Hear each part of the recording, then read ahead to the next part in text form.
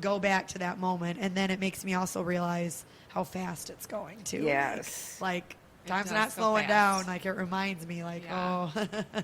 Yeah, I often miss my boys being little because it was so much fun. It was, it was tough too at times, but it was so much fun, and they used to make me laugh so hard. Yeah. And I remember the first time that was my thing, when the first time that Errol saw Mike. Oh, yeah. The tenderness on that face was absolutely so Like, precious. this is yeah. mine. Yeah, it was so cute. Oh, very nice. Well, when we come back, we're going to take a little break. And when we come back, we're going to talk about our dads a little bit. All right. So that'll be fun in honor of Father's Day. This is kind of our Father's Day special tonight because it's almost Father's Day. Sunday. So Sunday. we'll be right back. The divas are going to refill their wine glasses. The Devolution Show will be right back. Are your muscles tense, achy, or just worn out? Let Juliana Tacey Massage Therapy soothe your pain away. She's licensed, insured, and board certified. She will even come to your location. She can be reached at 989-684-8255.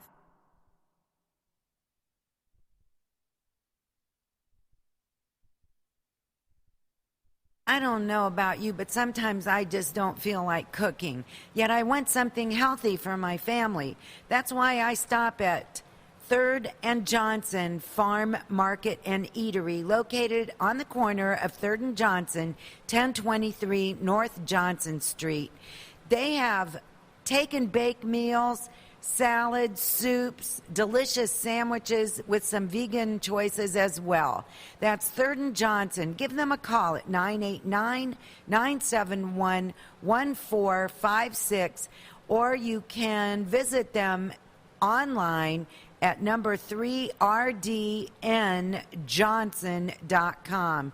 Find them on Facebook too, and don't forget to tell them that the Diva sent you.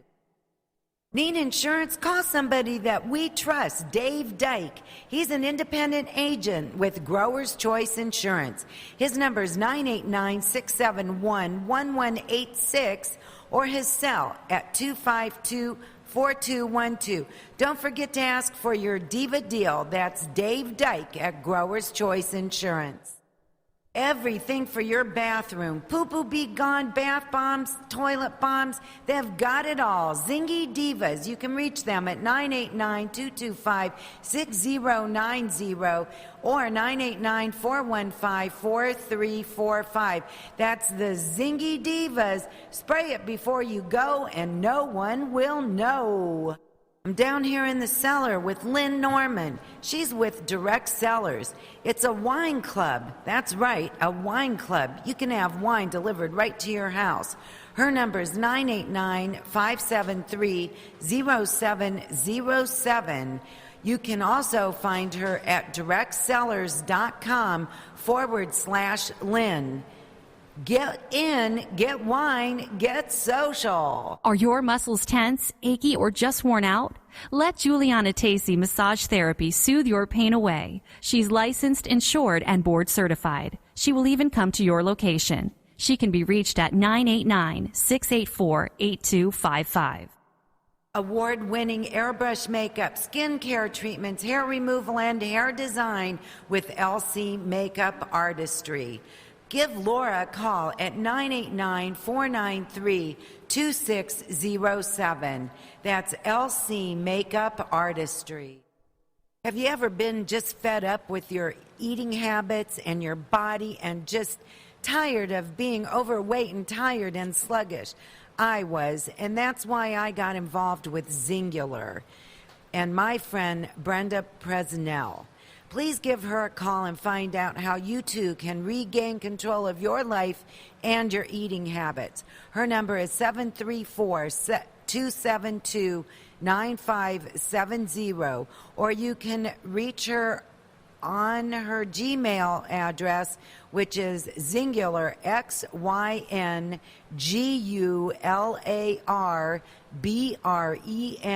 70 @gmail.com. Her If website you're looking for a is certified health coach, you should try Nicole and Zulinka at the High Vibe Life. They offer bioscan analysis, healthy lifestyle classes, workshops, one-on-one health coaching, online classes. They're a young living distributor and corporate wellness consultants. That's Nicole and Zulinka at the High Vibe Life. Their number is 989-607-4278. You can also find them at thehighvibelife.net. Wine glasses are full. The divas are ready. Now back to the Devolution Show. And we're back. we're here in the studio live because that's what we do on Stop it. Tuesday nights at 7 o'clock. Does your dog get stinky? Oh, no, Mine stop, does. And in the stop. summertime, Wow. Does your dog The get stinky? damn thing has a mind of its own. You know, we had to reload everything because, did you know that? Yeah, it was quite a catastrophe, and evidently I picked the wrong second half of the Welcome Back. I have to find another one. Gotcha. Yeah, because that was me talking, and that was a little weird because I wasn't talking, and yet I was talking. It was strange. So it's Father's Day coming up, and I ended the segment with asking you about a tender moment between the boys and your husbands. So now we're going to talk about our dads a little bit. Do you have a favorite memory of you and your father? Yeah, it's kind of embarrassing. I have one. Oh, I love it. Hear it. But it's pretty embarrassing. Like, Let's hear it. okay, I went to my brother's house. He was having a party. So he was older than you? No, my brother's younger than me. Oh, So- but he was partying. Yeah, but we're all adults, so it was during an Oh, adult okay. years. So Okay. and he was having a Halloween party, and I was dressed up like a sexy cop. Like a what? A sexy cop. And this is before I got married.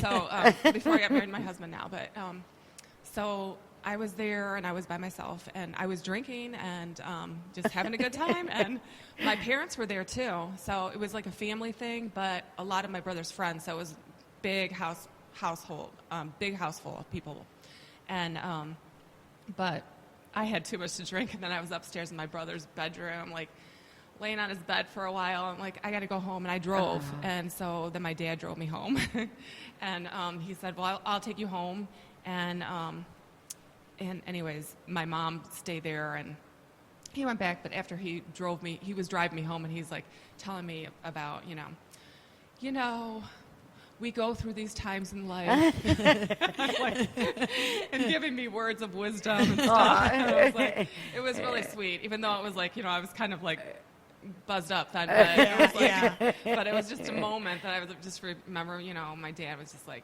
reaching out and like really sweet. Aw, that is very nice.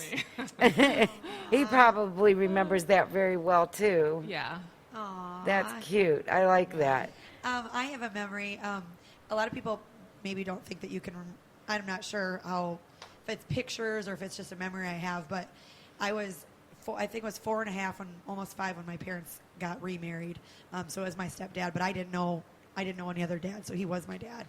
And I remember thinking, how cool is it that my mommy found herself a husband, but he could also be my dad. Like, you know what I mean? Like, it was like the realization, even at a young age, that I didn't have a dad. And so this was like, I have a dad now, and I have someone to call a dad. And so I think that feeling of just wanting to impress him and wanting him to like me and, all those things that that's come. so cute. And it kind of carried through as I got older, always wanting to, make them proud of me or make them, just be thankful that not only was he choosing my mom, he was choosing, it was a package deal. My mom wasn't going to leave me. And so he chose to not only take my mom, she chose me too. And so to do that is, I don't know what that's like, but it's got to be one of the hardest things because that, I became his first daughter. Even though I wasn't biologically his, I became his first daughter. And so to me, that's something that nobody can ever I love top. that. That's very cute. I could just see you looking up at him, too. like that is very, very cute. That's cute. a charming little story. So my dad, loved roller coasters. Oh. And I was always, I know this is going to come as a shock, I was always short. And so we used to go to Geauga Lake every year, and every year I'd go get measured to, I can ride on the roller coaster. No. And finally, I think I was in 4th or 5th grade, and I finally could ride on the roller coaster. And my dad was so happy, and I was so excited. And we sat in the front row, in the front seat of the roller coaster, in those old bumpy wooden ones. Oh my gosh. And he had to hold me down so I wouldn't fly out. Yeah. And I remember us laughing so hard, but him holding me down so I wouldn't fly out. That's when, and we remember those old photo booths that used to be at amusement parks? We have a picture. We had our picture taken that day, and right after that roller coaster ride, and that's still one of my absolute favorite pictures in the whole world ever. Awesome. And I usually post that on Facebook on Father's Day, just because cute. that's the way I'll be looking for I it. remember so cute. him. That's awesome. That was really cool. So all fathers impart words of wisdom to their drunk cop daughters. I know. But Yeah. so what was a piece of wisdom that your father handed down? I don't care who goes first. I have to think for a little bit. Well, my dad taught me work ethic.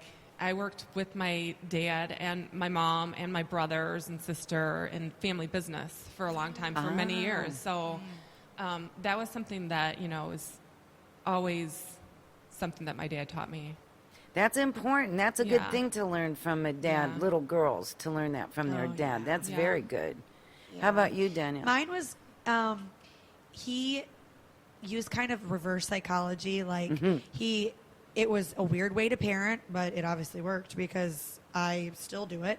But it was these are the things that are going to happen, and you decide how you're going to turn out. Is that what you want? Do you want to be, pregnant your freshman year in college? And so it was just like, I'm going to show you. I'm not only I'm not going to be pregnant, I'm going to graduate. Like, you know what I mean? Right. Yeah. So it was more of a He knew you. Oh, he knew me, and he knew how to motivate me. And so it took a lot of years to realize, like, that was his way of parenting me because he knew how strong-willed I was, and that I was like more, I'm going to show you. I'm going to show you. And so his words of wisdom came in that form. And now in my late 30s, I can appreciate it. At the time, I was just like, I can't believe he thinks like that's going to happen. Right. But it was the way that he needed to speak to me. And so his was more of, prove the world wrong when they think that you can't do what you're set out to do. Show them. Right. So I hope that you've remembered that, because when you're dealing with your mini-me, you might have to parent him that same way. Yes, my little mini-me. And my dad taught me, I used to watch all my uncles, and they all did the yard work, and they really didn't do much in the house. And all of our moms worked, all my cousins, all my aunts worked, and so all the dads did too, of course. But it was interesting because my dad always took the time to coach my teams and cook. He was different than those other dads. And I can still, when I twist my ankle or something, I can still hear him say, "Walk it off." I still can hear him. He didn't baby me. Gotcha. And I had to mow the lawn and do all the boy things because I was the oldest girl. And so they didn't treat me with gender-specific tasks. Yeah. I had to cook catering, but I also had to mow the lawn. Right. So, and I think that's what I appreciate most from him is that fact that it was just what needed to be done, you had to do. It didn't matter if the boys did it or the girls did it, you know? So I like that. So if you could brag about one thing about your dad, what would it be?